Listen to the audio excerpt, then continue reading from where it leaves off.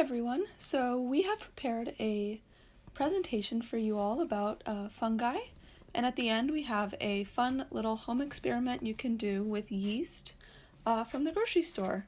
So let's get started. We have some really beautiful pictures of mushrooms on the left-hand side here, but fungi are not just mushrooms. There's a lot more to them than the visible part that we see.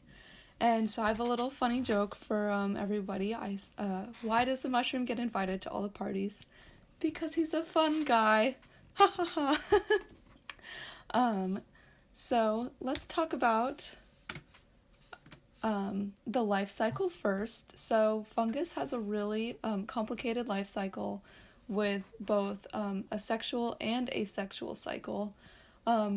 Most of the time is spent as a mycelium network, which includes the branched components, but they also form spores, which are used to distribute the fungus, and that's what's used to distribute it is the fruiting body or the mushroom. And so as you can see in this picture, the spores leaving the mushroom, and mushrooms can produce thousands, millions, or even billions of spores. So they're really, really good distribution structures. And so molds and mushrooms are both the multicellular form of fungi. There's also a unicellular form called a yeast. And so in these pictures, we have two pictures on the top here were pictures that I actually took after leaving two plates out just outside. And letting spores fall onto them from the air, which they're microscopic, so we couldn't see them fall. But after letting the plates grow for about a week, this was the fungus that grew. So you can really see how many spores just fall out of the air after just a couple minutes of leaving them out.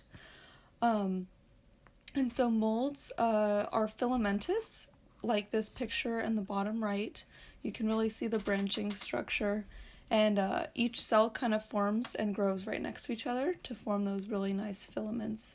And so they spread throughout the ground or the food. You often see molds on old bread in the fridge or things like that. And then again, the mushroom is a way to distribute the spores. And there's a lot of different shapes and structures to mushrooms. Another really interesting thing is that molds, they break down the food outside of the cell. So they have to secrete proteins and carbohydrate degrading components out of their cells, and then they vacuum up all of the broken down components and consume those. So let's move on to yeast. What most people think about as yeast is this kind of dry, powdery stuff that you can get from the grocery store. But if you were to look at it under a microscope, you would see these really beautiful structures. They are single-celled fungus, and they are incredibly important for everything. They're really important in food. They help make bread and even alcoholic beverages, and they're also important in science. They've been an important model organism, and so we've used them to study things, which then we can relate to human illnesses, for example. And they were also the first genome sequenced. And so in this picture, you can kind of see how a yeast divides. So they form this little, in the top part of the picture, you see a yeast and then a little tiny yeast coming off of it. So it's called budding, and it buds off and then separates, and in these yellow parts on the green yeast, they're called bud scars. So that's where previous baby yeasts have budded off. So now we can move on to our home experiment, which we'll put a video of two of our members doing the home experiment. So we can visualize the production of CO2 that yeast produces when it grows. So yeast will take up sugar and then ferment it and produce some energy for itself and off-put CO2. So in this picture you can see a balloon is being filled up with CO2 gas. So for this experiment, all you need is some yeast from the grocery store, water, sugar, a bottle, and a balloon. And so important things to think about during the experiment are what are the functions of all of these components for this experiment, and what are the controls that we should be monitoring. So you can think about, is the temperature of the water important, how much sugar to use, how much yeast to use, things like that. All right, so now we'll go into the video. Hi, I'm Emma.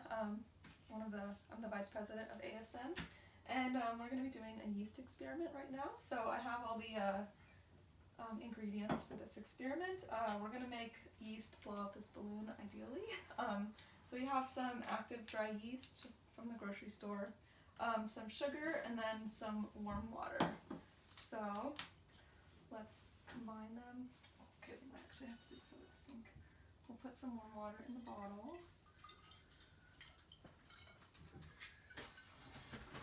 Alright, looks like a good amount. And then I'll add the sugar too.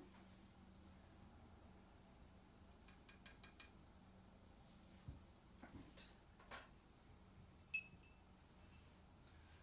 And then we will pour in the yeast and wait for the reaction.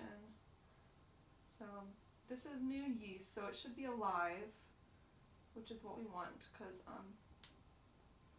as the yeast is eating the sugar in the water, it'll produce CO2, and that will blow up the balloon.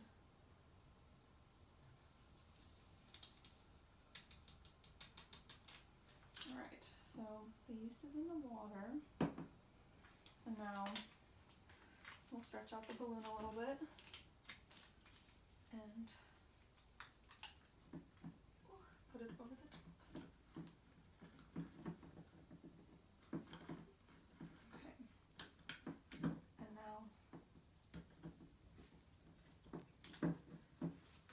now we wait. Right.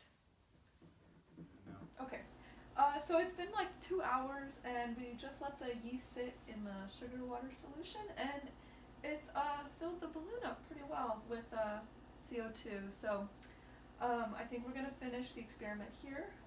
For this one, it was important to put the proper amount of sugar in and then keep the water temperature nice and warm so that the yeast would survive. But we didn't want it too hot because that can also kill the yeast. And then, yeah, they just fermented and produced CO2, which filled the balloon up very nicely. All right.